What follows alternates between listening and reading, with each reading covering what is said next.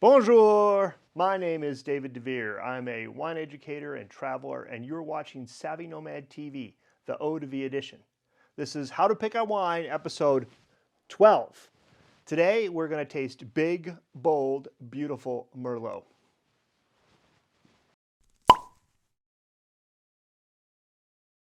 Okay, so if I want to look up the etymology, the source of the name of a grape, I turn to Wine Grapes. This is a big book that I've turned to before, but I love this. And it talks about Merlot.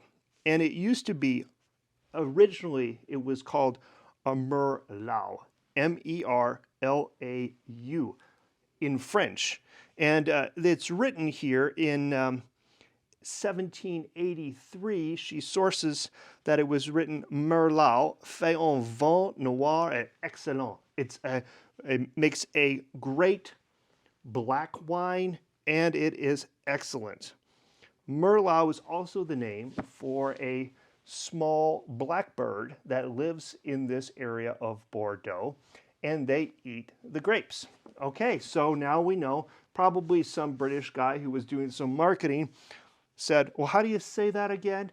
And the French guy said, it's Merlot. And they went, oh, okay, Merlot. And there we go. That's where you get Merlot. Also here, Miss Robinson cites that there's a quote from the 1820s saying it's the little seedling from the river. So Merlot, it's been in this part of France, in Bordeaux, Merlot from Bordeaux, for a long time. Bordeaux can be separated into two halves. There's a river that goes out. It's a big, long estuary called the Gironde Estuary. The left half, or southern half of the river, is Cabernet Sauvignon wines blended with Merlot. The north half, or the right bank of the river, or the estuary, are Merlot wines blended with Cabernet Sauvignon. So there you go. If you can figure out your geography and you're looking at your bottles, here's our bottle, then, and you know where these places are, or if you have a little map or a smartphone to look things up, you can tell what the grape variety is in all these obscure French Bordeaux blends. That's interesting. Now, before I taste these, let's talk a little bit about the wines. The wineries produced tech sheets, which I absolutely love when I can find a tech sheet because it teaches me so much more about the grape, about the wine. Everything is fantastic. So here, our first one, which is Le Chateau Le Aubiers.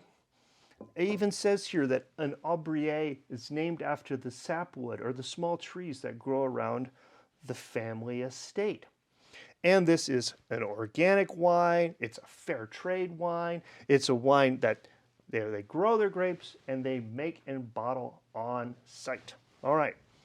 It is 80% Merlot and 20% Cabernet Sauvignon. So that fits out with our left bank, right bank theories. And it was aged in cement. That's a little bit odd. I'm surprised to hear that. Why? Because in Bordeaux, they are known for aging in oak barrels. In fact, there's a region in Bordeaux called Limousin. Yes, exactly like the same thing, the car, the big grand car. Now in Limousin, they have big oak forests and they still make oak barrels in Limousin. But back in the day, they used to make carriages. They made carriages out of the same oak they make barrels out of because carriages need to be strong. What do you call those carriages? You call them limousines. Interesting. I love to figure out where words come from. But here at Le Chateau Les Aubiers, they are not using oak, they are using concrete. Okay, neat. Let's see if that changes our perception of the wine. Now our second one, Alki. If you watch the buying video, I was a little concerned because it just said Washington State on here. It didn't actually say where in Washington. And I suppose the producer thought, nobody needs to know that. But it tells me that if it's more specific, it's better quality. It could be a better quality wine. This is less specific, so I thought lower quality, but I wanted to take a gamble because I like the label. Well, I found their tech sheet, and it is actually more specific. It comes from the Ancient Lakes area and the Wahluke Slope, two different AVAs in the Columbia River Valley. I'll put a little map up so you can see where that is. So they've got their vineyards there. They take those, they harvest them, they blend them together. Now this is 97% Merlot, 2.5% Cab, and 0.5% Malbec. So quite an interesting blend. This is estate grown, it's sustainable farmed, it's vegan and gluten-free. Just because they said it, let's talk about it for a minute. What the heck is vegan wine? I mean, it's made out of grapes. How could it be vegan? Well, in the process of making wine, there is a process called fining. Traditionally, they use egg whites or fish bladders. I know that sounds weird, but they do. The proteins in the egg whites pull out the extra tannins and sediments in the barrel, and it falls to the bottom. And then they pull off the juice or the wine from the barrel without all of that extra sediment in there. That's called fining. If you don't use egg whites or fish bladders, then you can say your wine is vegan. You can use bentonite clay or other filters to do the same job. Okay, that's vegan. Well, what is gluten-free? Again, it's wine. How's it going to have gluten? Well, it could have a very small amount of gluten in it because the traditional way of making a barrel is you've got the tops and the bottoms, and to seal the tops and bottoms of the sides of the barrel, they used to use a paste made out of wheat. They still do that in some traditional French cooperages. So the wheat is actually made into a paste and it seals up the ends of the barrels.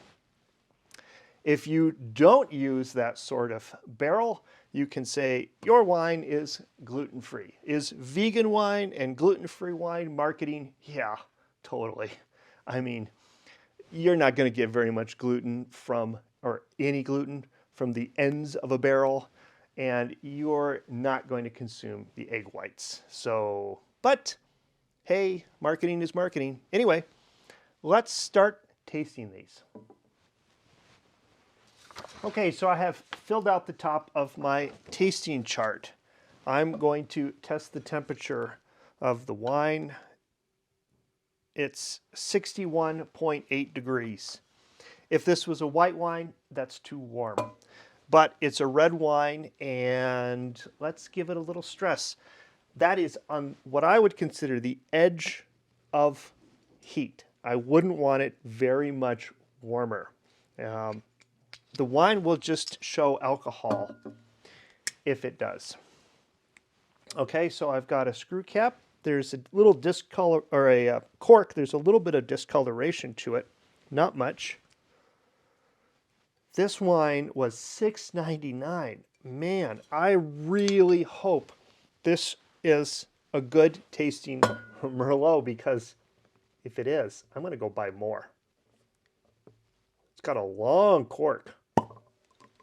Wow, nice. What kind of flavors do I expect from Merlot? The signature concept I get out of Merlot, the signature aroma, if I was at a blind taste test that would tell me it's Merlot, is wet forest floor and cedar, that kind of earthy dampness.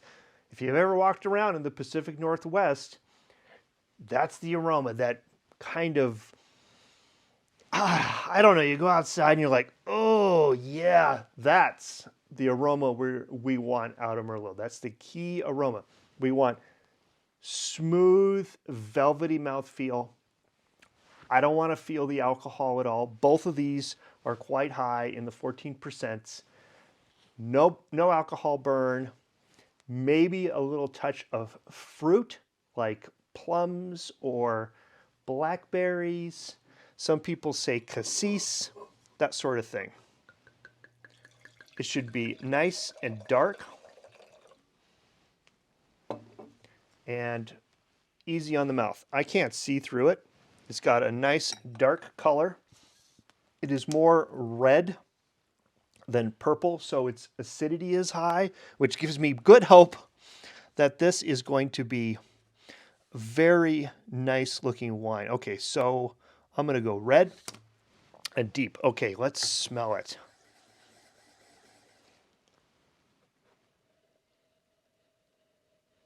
Wet stones.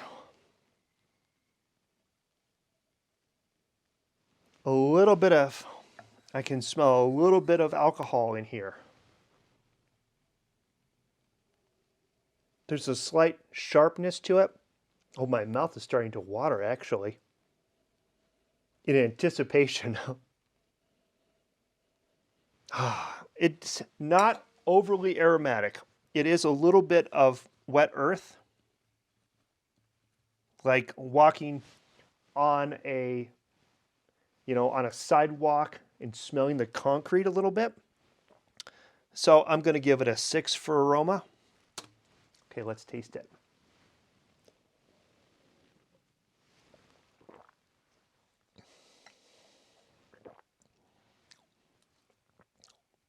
It's dry. It's medium bodied. The acidity is crisp. It's got nice acids. They're not too intense. They're definitely there. I'll give it a 6.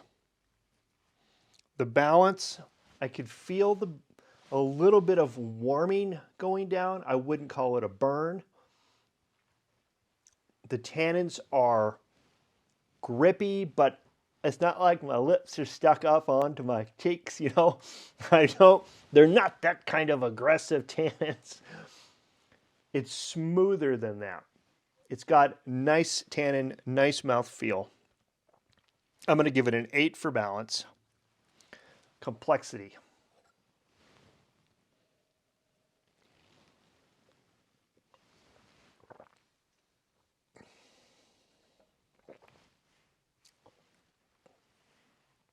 The wine is lean. It doesn't have a lot of extra complexity.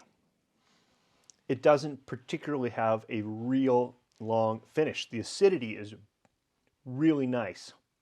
It's bright, but the finish is not particularly long. The wine is not warming. It is not overly complex. I'm going to give it a 5. The finish is medium. It's a nice finish. I'll give it a 7. Okay, let's go see how the Washington wine compares. Now, if you asked me, are all Bordeaux's aged in oak, I would say generally yes. Now, obviously, our Chateau Aubiers is not, so that's more the exception than the rule. But this Alki says it's aged in oak barrels for 18 months. Evidently, there's no wheat in those barrels since this is a gluten-free wine, which is really that's just silly.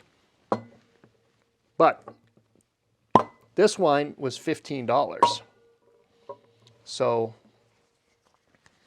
what am I expecting? Well, I guess I'm expecting twice as much experience.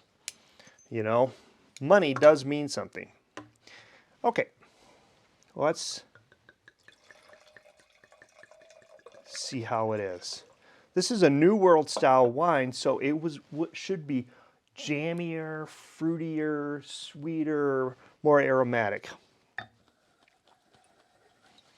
I would say the color is similar. It is red and deep in color. Okay, aromas. Well, right off the bat, it's much more aromatic. Oh, it smells like cedar, fruit. It's like, I would say cassis, which is a currant, black currant. maybe some blueberries. I can smell the influence of the oak, which is vanilla. Dark chocolate. Oh man, this smells really nice. It's a little hot on the nose. That's the alcohol. I'm going to give it a 9 for aroma because I picked out a lot of different things there. And I'll write cocoa and chocolate. Okay, let's taste it.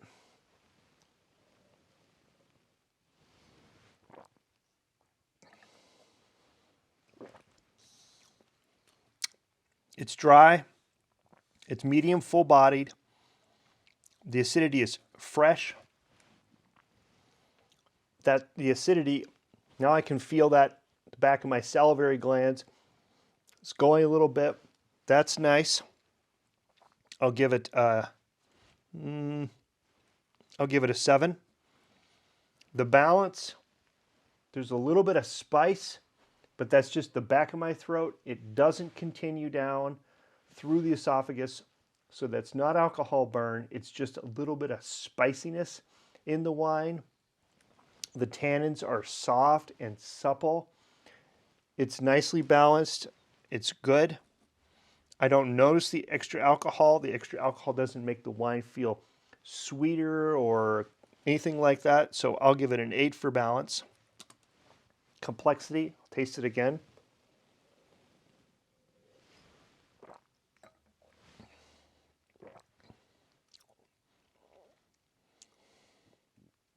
Complexity is good. It's like a little chocolate bar, a dark chocolate bar.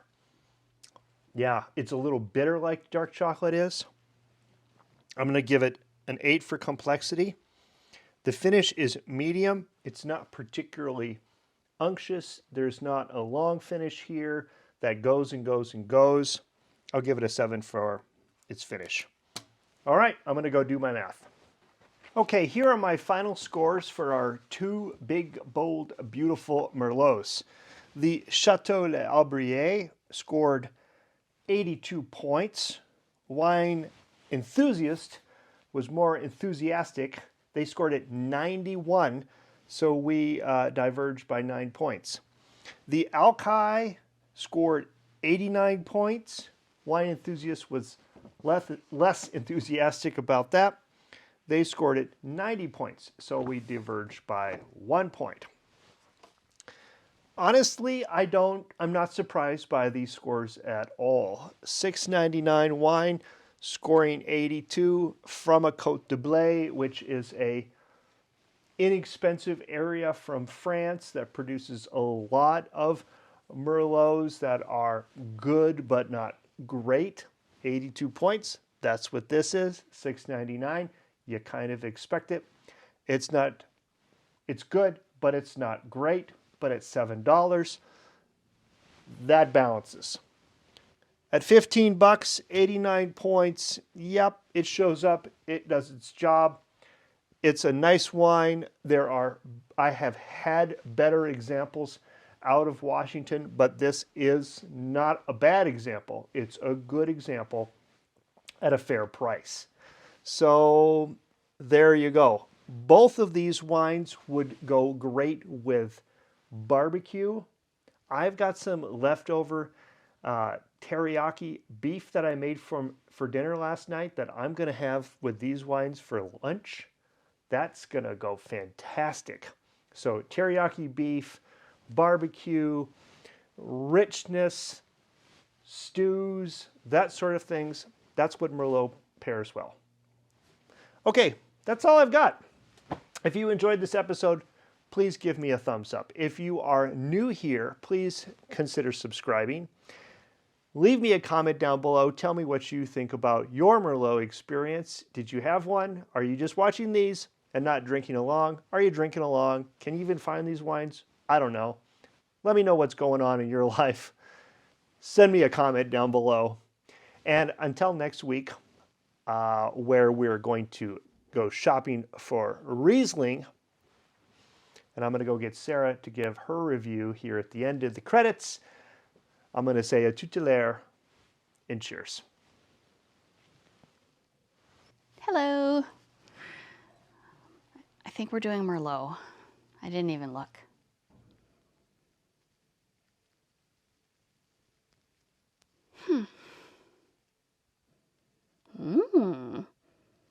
What the coconutty heck? Well, those definitely smell very different. This one isn't that exciting. This is the Chateau les Aubiers. It's a little bit barnyard. And not in a bad way, just minerally, I guess.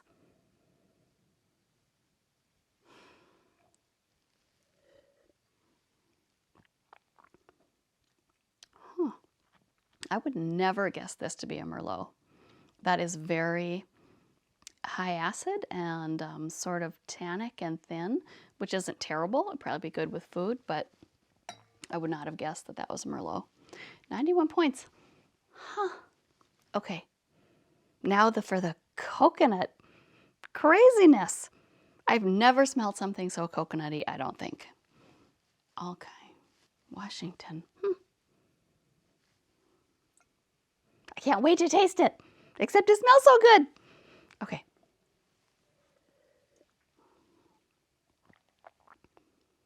Smoother. Probably that's a lot of oak that I'm sniffing that smells like coconut.